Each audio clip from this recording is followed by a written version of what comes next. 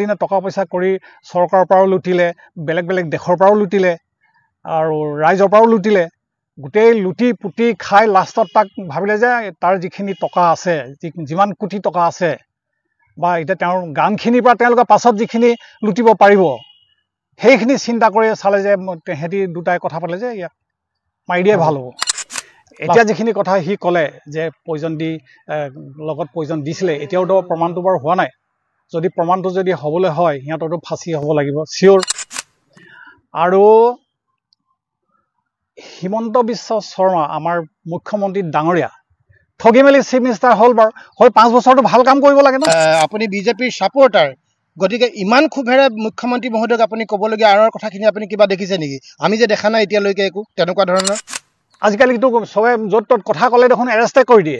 পুলিচৰ লগত এতিয়া ৰাইজৰ লগত মতবিৰোধ কৰিছে কি পুলিচৰ ওপৰত বিশ্বাস নাই নেকি, প্ৰশাসনৰ ওপৰত বিশ্বাস নাই নেকি? পুলিচৰ ওপৰত শ্ৰদ্ধা আছে, বিশ্বাস আছে, মৰম আছে, ৰাইজৰ চব আছে, নাই তোমাৰ ওপৰত হিমন্ত বিশ্ব শৰ্মাৰ মুখ্যমন্ত্ৰীৰ ওপৰত বিশ্বাস নাই কাৰণে এতিয়া পুলিচৰ বদনাম হৈছে। তেওঁ যেতিয়া তাৰ পৰা আনিলেতো সেইখিনি ভাল কাম কৰিলে। ভাল কাম কৰাৰ পিছত ভিতৰি যিখিনি কৰি আছে, সুৰক্ষা দিয়া, সিহঁতক বুদ্ধি দিয়া, সুৰক্ষা দিয়া, কেনেকৈ বাচিব, কি কৰিবি, ক'লৈ যাবি, কাক ল'বি, সেইখিনি কৰি আছিলে। কিন্তু তেওঁ ভবা নাছিলে যে অসমৰ জনতাই, অসমৰ ৰাইজে যে এনেকুৱা ক্ষোভত জ্বলি পকি উঠিব, গোটেই মানে একদম অসম জ্বলি যাব বুলি তেওঁ ভবাই নাছিলে। তেওঁ কৈছে বোলে এতিয়া এভেকশ্যন কৰাৰ কাৰণে মোক বদলা ল'ব, মানে চৰকাৰ ভাঙিব বুলি কৈছে। এনেকুৱা আচৰিত, এনেকুৱা চিটিংবাজি কথা এজন মুখ্যমন্ত্ৰীয়ে কয় নেকি? এইবিলাক কথা ক'ব নালাগে। এইবিলাক সিহঁতৰ দুটা যদি ফাঁচি নহয় তো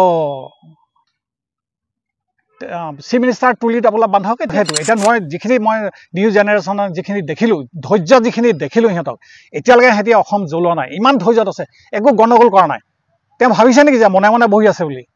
কেনেবাকৈ যদি একশ্যন নহ'ব, ইয়াত যে টেং বেং হ'ব, ইহঁতৰ ওপৰতে অসমখন ন, আমিতো বুঢ়া হ'লোঁ এতিয়া, সিহঁতৰ ওপৰতে অসমখন সিহঁতি এৰি দিব নেকি?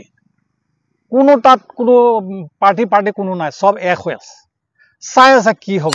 অসমত থাকিবলৈ মস্কিল আছে যদি জুবিনৰ যদি আচল মানে শাস্তি নহয়। সেইকাৰণে আপুনি এইবোৰ কথা আং বিং নাগাব। আপোনাক কোনে চৰকাৰ ভাঙিবলৈ আপোনাক আশে চলিছে, এইবোৰ কথা নানিব ইয়ালৈ। কেইটামিয়া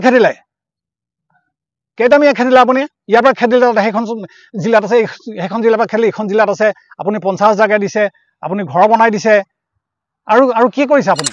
কি কাৰণে আপুনি ল'ৰা মাৰিছে? কি কাৰণে ল'ৰা মাৰিছে? আমাৰ নিচিনাবোৰক মাৰক না, আমাৰ নিচিনা য'তে মাৰিম তাতে মৰিম, মাৰ খাই ঘূৰি নাহোঁ কেতিয়াও। আপুনি অসম জ্বলাবলৈ চেষ্টা নকৰিব। ইমান ধৈৰ্য ধৰি আছে ৰাইজে, ইমান ধৰি আছে নিউ জেনেৰেশ্যনে, ধৈৰ্যচ্যুত নকৰিব, আলবাল গান নাথাকিব আপুনি, গম পাইছে নাই? মই বিজেপি ছাপৰ্টাৰ হয়, মোক ইয়াত চবেই বেয়া পায়। মই বিজেপি ছাপৰ্টাৰ হয়, আজি মই অৱস্থা নাই মোৰ ৰিটায়াৰ হোৱাৰ পিছত একো মোৰ একদম যিখন কৰিলে প্ৰত্যেক কথাটো একদম ৰিক্সা ওলাবা, ঠেলা ওলাবা, একদম হাই লেভেলৰ চাম কানুলৈকে আপুনি চবতে মাজতে আপুনি সোমায়। চিফ মিনিষ্টাৰ তেনেকৈ সোমায় নেকি? আপোনাৰ কাম কি আছে? আপোনাৰ কাম যিখিনি কৰিবলগীয়া আছে সেইখিনি কামত থাকক না আপুনি। আপোনাৰ ৱেটটো আপুনি ৰাখক। কোনোবা কাৰোবাক তেওঁ মানুহ কোনোবা ক'ৰবাত ধৰিলে, কিবা এটা মাৰিলে, বেয়া কাম কৰিলে, সেইটো ধৰি নিলে, সেইকেইটা জেললৈ পঠালে, কথা নাই বতৰা নাই। সংগঠনৰ ফটককৈ ধৰিব, পটককৈ জেললৈ পঠিয়াব। এইটো পাৱাৰ থাকিলে এইবিলাক মই মতালি কৰিব নেকি? সেইকাৰণে চিফ মিনিষ্টাৰ বনাইছিলে নেকি আপোনাক মতালি কৰিবলৈ? চিফ মিনিষ্টাৰ মই মতালি কৰিব নোৱাৰে। আমি অইলত ইমান দিনত চাকৰি কৰিলোঁ, কোটি কোটি টকা আপোনাৰ নিচিনা মই ঘটিব পাৰিলোঁ। মই কৈ দিছোঁ, মই কোনোবাই নহয় যদি মোক কওক নহয় বুলি, চবেই জানে মই যে কোটি কোটি টকা কমাব পাৰিলোঁ। কি কাৰণে নকমালোঁ? কি কাৰণে ওপৰত দালানত নুঠিলোঁ? ৰিটায়াৰ হোৱাৰ পিছত যি এখন গাড়ী ভাল গাড়ী লৈছোঁ, ৰিটায়াৰ হোৱাৰ পিছতহে ল'ব পাৰিছোঁ, আগতে নোৱাৰিলোঁ। ল'ব পত্নী প্ৰেমত পৰি যিখিনি কৰি আছে, চি লাজ লাগে। আপুনি সেইখিনি চব মুখেদি উকলিয়াব, গম পাইছে নাই? গোটেইখিনি আপুনি উকলিয়াব। ইয়াৰ পৰা মই বহুত দূৰলৈ আঁতৰি যাব বিচাৰিছোঁ। এই গান, এই ৰেকৰ্ডিং, এই হুলস্থুল, এই ইণ্টাৰভিউ, শ্বুটিং, এইবিলাকৰ পৰা পলাই যাব বিচাৰিছোঁ।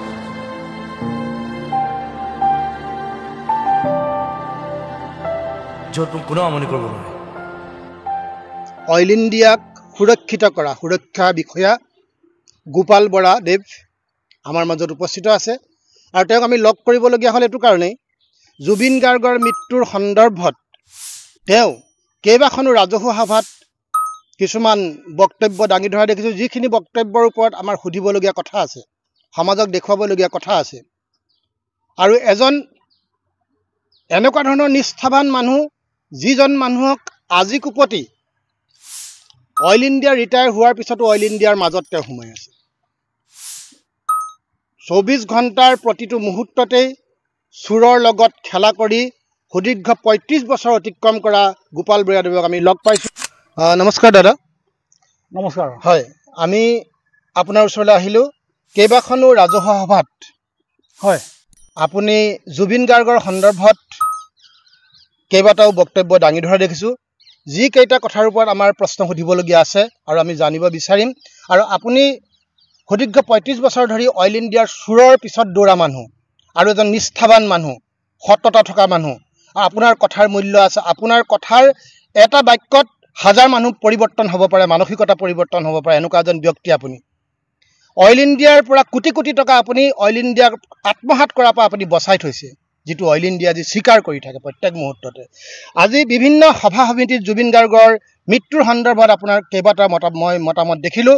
এই ক্ষেত্ৰত প্ৰথমতে আমি সুধিব বিচাৰোঁ, কি কয় জুবিন গাৰ্গৰ মৃত্যুৰ সন্দৰ্ভত আপোনাৰ ফালৰ পৰা কওকচোন, কেইটামান কথা শুনি লওঁ। জুবিনৰ বিষয়লৈ ক'বলৈ চকু পানী বাঢ়ি আৰু একো নাই। আৰু তেওঁৰ কথা ভাবিলে চকু পানী ওলায়। যিহেতু গোটেই নতুন যিটো প্ৰজন্ম, নিউ জেনেৰেশ্যন, তেওঁৰ ওপৰতে গোটেইখিনি ভৰসা আছিলে, তেওঁকে ফ'ল' কৰিছিলে, তেওঁকে গোটেইখিনি কণ্ট্ৰল কৰি থকা নিচিনা আছিলে। তেওঁ যেন চিফ মিনিষ্টাৰহে, তেওঁৰ কথাহে শুনে। তেওঁৰ চব প্ৰত্যেকখন তেওঁ বিহু সমিতিৰ ষ্টেজত হওক, ক'ৰবাত হওক, তেওঁ অকল শিক্ষা দি আছিলে। তেনেকুৱা এজন মানুহ অসমতো নাছিলে। অসমত এজন আছিলে, তেওঁ এতিয়া শেষত গৈ পেলানি ভগৱান হৈ গ'ল। এতিয়া তেওঁৰ বিষয়লৈ কৰিম কি, তেওঁতো আৰু আমি ঘূৰাই নাপাওঁ। কিন্তু তেওঁ যিখিনি আছিলে সেইখিনি জীয়াই থকালৈকে তেওঁ কোনো গুৰুত্ব চবে তেনেকৈ নলৈছিলে। যিখিনি গুৰুত্ব দিব লাগে তেওঁলোকে গুৰুত্ব দিয়া নাছিলে। চৰকাৰেও তেওঁ বডিগাৰ্ড কেতিয়াবা দিয়ে, কেতিয়াবা নিদিয়ে, থাকে নাথাকে একো ঠিকনাই নাই। তেওঁ সুৰক্ষাটো ভালকৈ দিয়া নাছিলে। যেতিয়া তেওঁ অসমৰ বাহিৰলৈ যায়, অসমৰ বাহিৰলৈ গ'লে নিশ্চয় চৰকাৰে এইখিনি জানে। লগত যিজন চাম কানু আৰু সিদ্ধাৰ্থ শৰ্মা, এই দুজন কালপিত, সিহঁতি দুজনে তেওঁলোকৰ তাকটো চেপি খালে। ইমান দিনে টকা পইচা কৰিলে, কৰি চৰকাৰৰ পৰাও লুটিলে, বেলেগ দেশৰ পৰাও লুটিলে আৰু ৰাইজৰ পৰাও লুটিলে।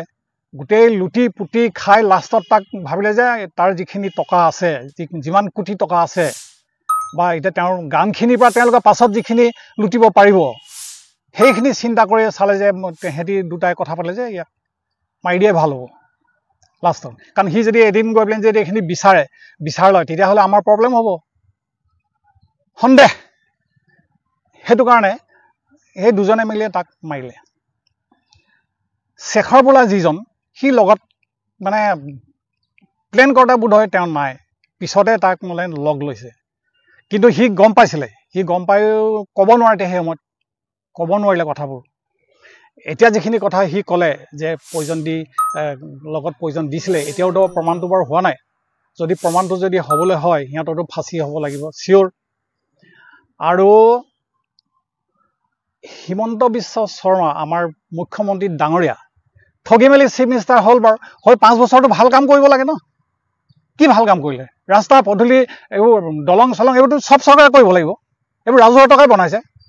এতিয়া জুবিন গাৰ্গৰ মৃত্যুৰ সন্দৰ্ভত আপুনি এজন বিজেপিৰ কৰ্মী হৈ পেলাই, আচলতে মোৰ এই চেনেলটো বিশেষকৈ কোনো ৰাজনৈতিক চেনেল নহয়, কিন্তু আপুনি কোৱাৰ কাৰণে কৈছোঁ, হিমন্ত বিশ্ব শৰ্মা ডাঙৰীয়াই আজি জুবিন গাৰ্গৰ মৃত্যুৰ পৰা এই মুহূৰ্তলৈকে আপুনি কোৱাৰ দৰে যিখিনি কৰিছে, আমি কেতিয়াও শলাগ নোলোৱাকৈ নোৱাৰোঁ, শলাগ সদায় লৈছোঁ। তথাপি আপুনি ইমান ক্ষোভেৰে আপুনি বিজেপিৰ ছাপোৰ্টাৰ, গতিকে ইমান ক্ষোভেৰে মুখ্যমন্ত্ৰী মহোদয়ক আপুনি ক'বলগীয়া আঁৰৰ কথাখিনি আপুনি কিবা দেখিছে নেকি? আমি যে দেখা নাই এতিয়ালৈকে একো তেনেকুৱা ধৰণৰ।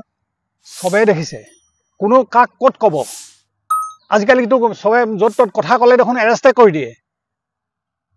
আজিকালি কথা ক'লেও ভয় কৰে না, গুণ্ডা বাহিনী পঠিয়াই দিয়ে, পুলিচ প্ৰশাসনক পঠিয়াই দিয়ে। পুলিচৰ লগত এতিয়া ৰাইজৰ লগত মতবিৰোধ কৰিছে কি, পুলিচৰ ওপৰত বিশ্বাস নাই নেকি, প্ৰশাসনৰ ওপৰত বিশ্বাস নাই নেকি? পুলিচৰ ওপৰত শ্ৰদ্ধা আছে, বিশ্বাস আছে, মৰম আছে, ৰাইজৰ চব আছে, নাই তোমাৰ ওপৰত হিমন্ত বিশ্ব শৰ্মাৰ মুখ্যমন্ত্ৰীৰ ওপৰত বিশ্বাস নাই কাৰণে এতিয়া পুলিচৰ বদনাম হৈছে। গোটেইখিনি কাম মুখ্যমন্ত্ৰীয়ে কৰি আছে। প্ৰত্যেকটো কথা কোনো পুলিচ অফিচাৰ এজনে আগবাঢ়িব নোৱাৰে, কোনো এজন অচিয়ে এখন থানাৰ অচিয়ে আগবাঢ়িব নোৱাৰে, এটাক পিটিব নোৱাৰে, কিবা ক'লেও হ'লেও এনেকুৱা হৈছে কি কৰিম, আকৌ তেওঁ এছ পিক সুধিব, এছ পিক পিটি দিয়া, ধৰি আনা, জেলত ভৰাই দিয়া, তেওঁৰ মতেতো চব হৈ আছে ন।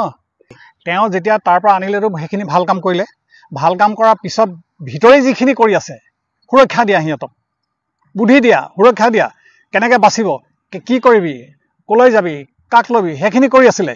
কিন্তু তেওঁ ভবা নাছিলে যে অসমৰ জনতাই, অসমৰ ৰাইজে যে এনেকুৱা ক্ষোভত জ্বলি পকি উঠিব, গোটেই মানে একদম অসম জ্বলি যাব বুলি তেওঁ ভবাই নাছিলে। প্ৰথমে তেওঁ সেইখিনি সিহঁতক পটাপট গ্ৰেপ্তাৰ কৰি দিব লাগিছিলে। প্ৰথমে যদি তেওঁ এতিয়া কৰিব পাৰিলে, প্ৰথমেও কৰিব পাৰিলে হ'লে তেওঁ সুবিধা আছিলে, নকৰোঁ বুলি কৰা নাই। এটাটো চিধাৰ্থ আহি গুৱাহাটী পালে, গুৱাহাটীৰ পৰা আকৌ সুৰক্ষা দি মানুহজনক পিটি মেলি আকৌ লৈ গ'ল দিল্লীলৈ। সেইবোৰ কি, সেইবিলাক কি চিনেমা? তো চবে ৰাইজে দেখিয়ে আছে। সেইকাৰণে এতিয়া লাষ্টত কৈছে কি, মই কালি এটা মই টিভিত দেখিলোঁ দেই, বেলেগে চাইছে, ৰাইজেও চাইছে, তেওঁ কৈছে বোলে এতিয়া এভেকশ্যন কৰাৰ কাৰণে মোক বদলা লৈছে, বদলা ল'ব মানে চৰকাৰ ভাঙিব বুলি কৈছে। এনেকুৱা আচৰিত, এনেকুৱা চিটিংবাজি কথা এজন মুখ্যমন্ত্ৰীয়ে কয় নেকি? এইবিলাক কথা ক'ব নালাগে নহয়, এইবিলাক কি চিটিংবাজি কথা? এতিয়া অসমৰ কথালৈ, চৰকাৰৰ কথালৈ কোন মিনিষ্টাৰ হ'ব সেইটো জুবিন গাৰ্গৰ মাজত অহা নাই। জুবিন গাৰ্গৰ ৰাইজে বিচাৰিছে জুবিন গাৰ্গৰ বিচাৰ লাগে, উচিত শাস্তি সিহঁতি পাব লাগে, সিমানে কথা। এইটো আং বেং গাইতো একো লাভ নাই। সেইকাৰণে ইহঁতৰ দুটা যদি ফাঁচি নহয় তো চিফ মিনিষ্টাৰ তুলি টেবুলত বান্ধক, এতিয়াই চিফ মিনিষ্টাৰ এতিয়াই তুলি টেবুলত বান্ধক। যেনেকৈ কৈছিলে তেতিয়াই 16 তাৰিখৰ পৰা প্ৰধানমন্ত্ৰীয়ে আপোনালোকে কৈছিলে 16 তাৰিখৰ পিছত বাংলাদেশে তুলি টেবুলত বান্ধি যাব লাগিব। আপুনি 26ত আপুনি তুলি টেবুলত এতিয়াৰ পৰা বান্ধক। আমাৰ তদন্ত কি ন্যায়ালয় নাযাব নেকি? জুবিন গাৰ্গৰ তদন্ত কি নহ'ব? আহিব এতিয়া তদন্ত, এতিয়া ন্যায় পাব। তেওঁ ন্যায় দিবলৈ যাওঁতে সেইখিনি কেলে কৰিলে, ন্যায়টো পাব। এতিয়া তেওঁ ন্যায় দিব নেকি? তেওঁ ন্যায় দিব নালাগে। এতিয়া ৰাইজে ন্যায় দিব। তেওঁ ন্যায় দিব নালাগে, ৰাইজে ন্যায় দিব। তাৰমানে আপোনাৰ কথাৰ মতে পাকে প্ৰকাৰণতে আপুনি এইটো বুজাব গৈছে গোটেই কথাষাৰ ঢাক খাই যাব বুলি ভাবিছে আপুনি? ঢাক নাখায়। এতিয়া ঢাক খোৱাৰ কাৰণে মই সেইটো ঢাক খাব বুলি মই কোৱা নাই। এই চৰকাৰৰ কথাবিলাক হিমন্ত বিশ্ব শৰ্মাৰ মাজত কিয় ভৰাইছে, সেইবিলাক ভৰাই তেওঁ কথা ক'ব নালাগে নহয়। প্ৰথমে যিখিনি কথা কৈছিলে, প্ৰথমে যিখিনি কৰিলে গুৱাহাটীলৈকে অনা, জুবিন গাৰ্গক অনা, সেইখিনিলৈকে ঠিকে আছিলে। তাৰপিছত কি আং বেং গাই আছে। এতিয়া মানে বিচাৰ লাগে আৰু ফাঁচি লাগে ৰাইজক। সেইটো এতিয়া মই যিখিনি মই নিউ জেনেৰেশ্যনৰ যিখিনি দেখিলোঁ, ধৈৰ্য যিখিনি দেখিলোঁ সিহঁতক, এতিয়ালৈকে সিহঁতি অসম জ্বলোৱা নাই, ইমান ধৈৰ্যত আছে, একো গণ্ডগোল কৰা নাই। তেওঁ ভাবিছে নেকি যে মনে মনে বহি আছে বুলি? কেনেবাকৈ যদি একশ্যন নহ'ব, ইয়াত যে টেং বেং হ'ব, ইহঁতৰ ওপৰতে অসমখন ন, আমিতো বুঢ়া হ'লোঁ এতিয়া, ইহঁতৰ ওপৰতে অসমখন সিহঁতি এৰি দিব নেকি? কোনো তাত কোনো পাৰ্টি কোনো নাই, চব এক হৈ আছে, চাই আছে কি হ'ব। সেইকাৰণে এইবোৰ মুখ্যমন্ত্ৰী হোৱা, চৰকাৰ বনোৱা কথা আপুনি বাদ দিয়ক। কি যিহেতু আপোনাৰ চৰকাৰ নহয়, জুবিন গাৰ্গৰ মৰাৰ আগতে এইটো ফাইনেল যে আপোনাৰ চৰকাৰ নহয় বুলি। আপুনি কি কৰি আছে?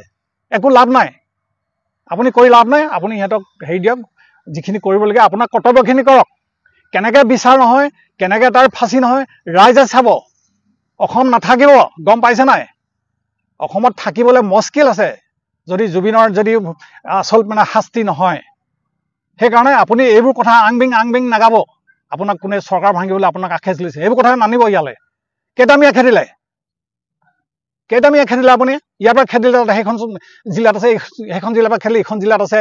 আপুনি 50,000 দিছে, আপুনি ঘৰ বনাই দিছে, আৰু কি কৰিছে আপুনি? তাৰমানে এইটো হত্যাকাণ্ডটো আপোনাৰ দৃষ্টিকোণৰ পৰা হত্যাকাণ্ড এইটো হৈছে, আৰু হত্যাকাণ্ডৰ এইটো ন্যায় লাগিব, আৰু অন্যথাই আপোনাৰ কোনো অসম মানে নেপালৰ দৰে হোৱাৰ আশংকা দেখিছে আপুনি? জুবিন গাৰ্গ মৰাৰ কাৰণে চিফ মিনিষ্টাৰে বেয়া পোৱা নাই।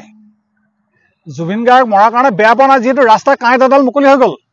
কাৰণ সি কৈ থাকে চৰকাৰ পাতিব পাৰোঁ, ভাঙিব পাৰোঁ।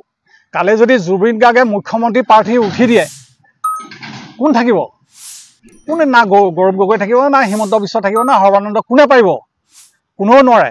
চৰকাৰ যিখিনি গোটেই য়ংখিনিয়ে তাৰ জুবিন গাৰ্গৰ লগত আছে, আমিতো আছোৱেই, বাকী যিখিনি য়ং আছে, ল'ৰা ছোৱালী যিখিনি গোটেইখিনি আছে, সিহঁতি ভোট যদি দি দিয়ে তেতিয়াহ'লে automatic Zubeen Garg chief minister হ'ব। সেইটোতো তাৰ ভয় আছে ন। এতিয়া জুবিন গাৰ্গৰ পত্নী গৰিমাৰ ক্ষেত্ৰত আপুনি কি কয়? তেখেতৰ ভূমিকা কি এতিয়া এই ক্ষেত্ৰত? বিভিন্নজনে বিভিন্ন প্ৰশ্ন তুলিছে। নাই এতিয়া এইটো সন্দেহৰ চকুৰেও চাইছে তেখেতক কিছুৱে। এই ক্ষেত্ৰত আপুনি কি কয় তেখেতৰ ভূমিকাক লৈ? সেইটো মিছা কথা। কাৰণ গৰিমা এতিয়া লাহে লাহে বস্তুটো মানুহে জানিব বা ক'ব পাৰিব এইটো হঠাতে এইবিলাক কথা কৈ দিয়াটো উচিত নহয় উচিত নহয় আৰু তেখেতক বিশেষ লাহে লাহে এনেও গম পাব চবে গম পাব জুবিন গাৰ্গৰ পত্নীক এই বিষয়টোৰ মাজলৈ কিছুমান অনৰ্থক কথাৰে সোমোৱাই অনাটো যুক্তিসংগত নহয় কিছুমানে সাজ পোছাকক লৈ কিছুমানে কথা কৈছে কিছুমানে কিবা কিবি কৈছে এই বস্তুটো অনাটো অতিশয় লজ্জাজনক কথা অসমৰ নাৰী তেখেতক আমি সন্মানে তেওঁক থাকিবলৈ দিয়াটো উচিত এই মুহূৰ্তত সন্মান কৰিব লাগিব কিন্তু আমাক লাগিব জুবিনৰ ন্যায় তেওঁ যেনেকৈ নাছিলে এই ক্ষেত্ৰত কৈছে তেওঁ যেনেকৈ নাছিলে এতিয়া জুবিন গাৰ্গ আগত গৰিমা আছিলে এতিয়া জুবিন গাৰ্গ আমি জুবিন গাৰ্গক যিখিনি কৈছিলোঁ এতিয়া গৰিমাক আমি সেইখিনি দিব লাগিব এতিয়া জুবিন গাৰ্গ হয় এতিয়া তেওঁক জুবিন গাৰ্গ যেনেকৈ আছিলে তেনেকৈ থাকিব লাগিব চৰকাৰে গুলি মাৰক চৰকাৰে একো কৰিব নালাগে এতিয়া ৰাইজে জুবিন গাৰ্গকে গৰিমাক ৰাইজে চাব চৰকাৰে কি কৰে এইবোৰ কৰে নকৰে এইবোৰ পাছৰ কথা কি কৰিবলৈ ৰাইজে কৰিব আমি যাম কৰিবলৈ দৰকাৰ হ'লে ইয়াৰ পৰা গৰিমা বিপদত পৰিবলৈ নিদিওঁ আমি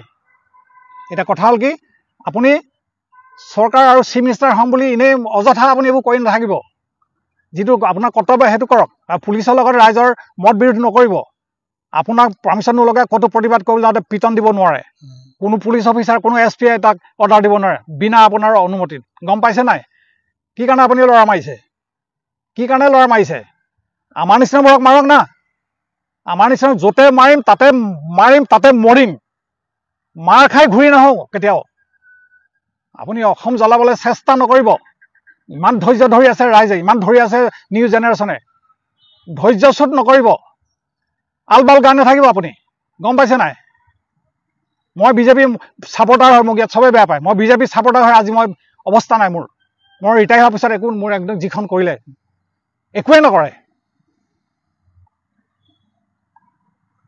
মই দুখ পাইছোঁ আজি এইটো কাৰণে দুখ পাইছোঁ আপুনি অসমখনক লৈ পেলাই নি আপুনি কিবা কিবি কৰি নাথাকিব আপুনি কিন্তু মই ভাবিছিলোঁ যে আপুনি আজি জুবিন গাৰ্গৰ সন্দৰ্ভত কোনো ধৰণৰ ৰাজনৈতিক কথা টানি নানিব বুলি ভাবিছিলোঁ কিন্তু আপুনি পোনপটীয়াকৈ আপুনি হিমন্ত বিশ্ব জুবিন গাৰ্গৰ লগত বিজেপি সোমোৱা নাই হিমন্ত বিশ্ব শৰ্মাৰ সোমালে ন হিমন্ত বিশ্ব নোহোৱা হ'লেও আপুনি নোযোৱা হ'লেও তেওঁৰ ডেড বডি আনিলোহেঁতেন আনিলেহেঁতেন গোটেইখিনি কৰিলেহেঁতেন আপুনি নিজে নিজে এনেকৈ সোমাই চব কৰি আছে কাকো আপুনি দিয়া নাই কিয় কোনো এজন মিনিষ্টাৰক আপুনি নাম কমাবলৈ দিয়া নাই কোনো এজন মিনিষ্টাৰক কাম কৰিবলৈ নিদিয়ে কোনো কথা ক'বলৈ নিদিয়ে আপুনি অকল আপোনাৰ নামটো হ'ল আপোনাৰ তলত মানুহ নাছিলে নেকি পঠিয়াইছিলে নে তেওঁলোকৰ নাম দেখোন কোনেও লোৱা নাই আপুনি কিয় মাজত ইমানকৈ সোমাই থাকে আপুনি অৰ্ডাৰ দিলে হ'ল আপুনিও চব নেকি প্ৰত্যেক কথাটো একদম ৰিক্সা ওলাবা ঠেলা ওলাবা একদম হাই লেভেলৰ চাম কানুলৈকে আপুনি চবতে মাজতে আপুনি সোমায় চিফ মিনিষ্টাৰ তেনেকৈ সোমায় নেকি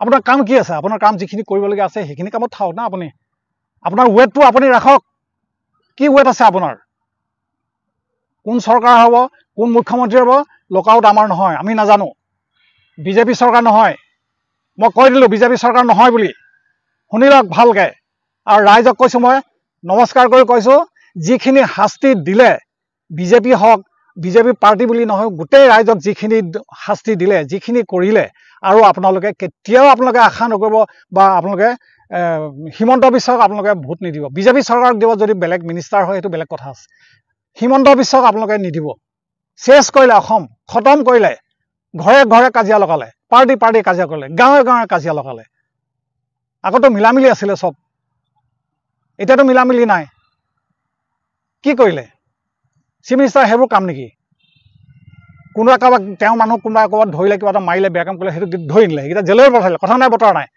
সংগঠনৰ ফটককৈ ধৰিব পটককৈ জেললৈ পঠিয়াব এইটো পাৱাৰ থাকিলে এইবিলাক মই মন্দালি কৰিব নেকি সেইকাৰণে চিফ মিনিষ্টাৰ বনাইছিলে নেকি আপোনাক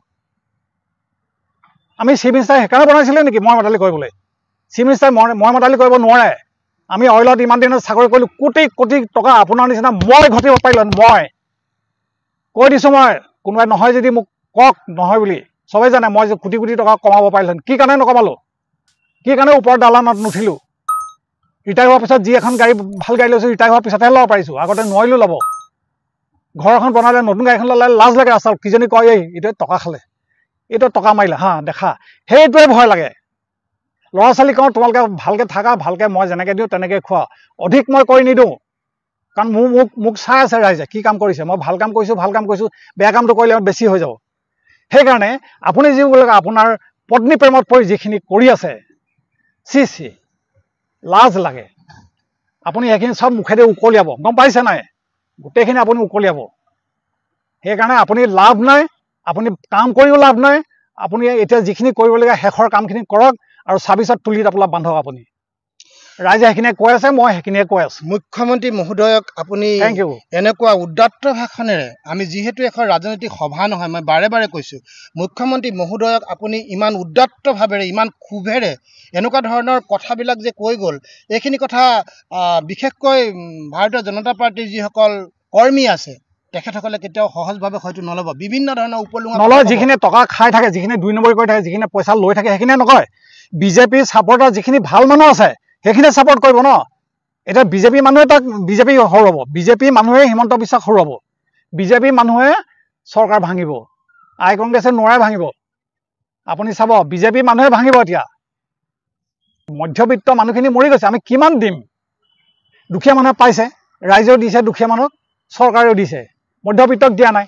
আচলতে গোপাল বৰাদেৱ, এইখিনি আক্ষেপ মুখ্যমন্ত্ৰীৰ কাৰণে এইখিনি ক'বলৈ ভয় কৰে, নকয়। মেক্সিমাম মানুহৰ ক্ষোভ আছে। কিন্তু আপুনি কৈছে আপোনাৰ এই সৎ সাহসৰ কাৰণে ৰিটায়াৰমেণ্ট হোৱাৰ পিছতো ভয় কৰিবলৈ কি দৰকাৰ? আপোনাক অইল ইণ্ডিয়াই পুনৰ অইল ইণ্ডিয়াৰ মাজত থকাটো অইল ইণ্ডিয়াই বিচাৰিলে।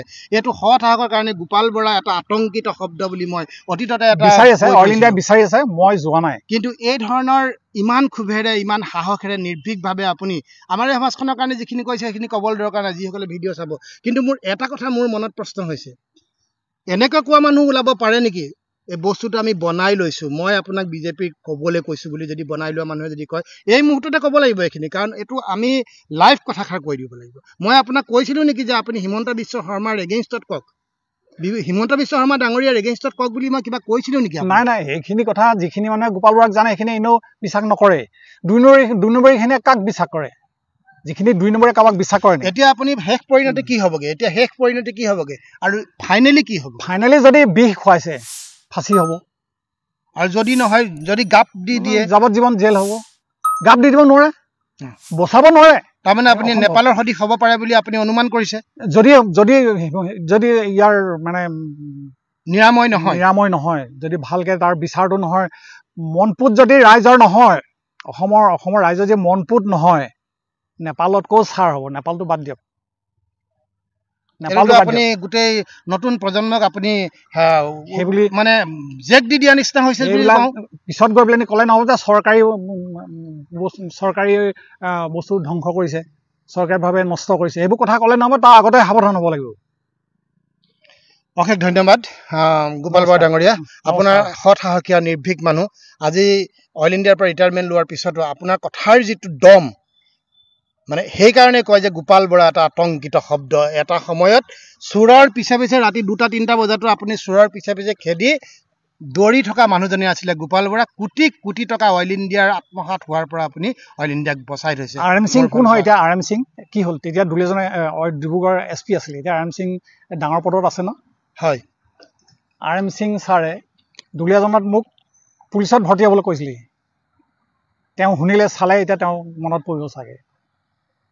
দুলীয়ান থানাত আহি মোক এইবোৰ কাম কৰাৰ কাৰণে তেওঁ কৈছে আমাৰ পুলিচত আপুনি জইন কৰক। মাতি নি পেলাই বহুৱাই পেলাই কৈছিলে। তেতিয়া মই নাই, মই অইল ইণ্ডিয়াটো এৰি দিব নোৱাৰোঁ। আপুনিতো চিকিউৰিটি অফিচাৰ হয়? হয় হয়। এতিয়া মই আৰু এটা কথা ক'বলৈ থাকিলে, আমাৰ বৰুৱা তিনিআলি নহয়, টিপলিং ঘাট হাইস্কুলত জুবিনৰ আদ্য শ্ৰাদ্ধ আমি মানে কি আয়োজন কৰা হৈছে। সেইটো 12 তাৰিখ 10 মাহত 12 তাৰিখ 10 মাহত আমাৰ আদ্য শ্ৰাদ্ধ আছে। সকলো ৰাইজকে মই তাত বাট নাই লোৱা যদিও মই নিমন্ত্ৰণ জনাইছোঁ, যিহেতু ওতঃপ্ৰোতভাৱে মই জড়িত। আৰু জুবিনে টিপলিঙলৈ যেতিয়া আনিছিলে তেতিয়া মই ভাইচ প্ৰেচিডেণ্ট আছিলোঁ। প্ৰথম যেতিয়া আহিছিলে টিপলিঙৰ পৰা, তাৰমানে মই গৈ নিজে প্ৰেচিডেণ্টে গৈ নিজে খোজ কঢ়াই আনিছিলোঁ। মোক খবৰ দিছিলে তাৰ পৰা যে আহিব নোৱাৰে, গাড়ী গোটেই ব্লক, মানে ইমানেই মানুহ, গাড়ী গোটেই ব্লক। টিপলিঙৰ পৰা খোজ কঢ়াই আনিলোঁ, গাড়ী তাতে থাকিলে, তুলি টোপোলা মানুহে আনিলে। আনি ইয়াত মানুহ দেখিছে মই কেনেকৈ গান গাওঁ, ইমান মানুহ। বোলে তুমি চিন্তা নকৰিবা, খালি তুমি নাখাবা, যদি আনিছা ক'ৰবাত খোৱা বোৱা নকৰিবা। খোৱা বোৱা কৰিলে কিন্তু বিপদ হ'ব। নাই, ইমান মানুহে দেখিয়ে ভয় লাগিছে, খোৱা বোৱা নকৰোঁ। ইমান ধুনীয়াকৈ সি প্ৰগ্ৰাম কৰি গ'ল টিপলিঙত, ইমান নাম কৰি গ'ল।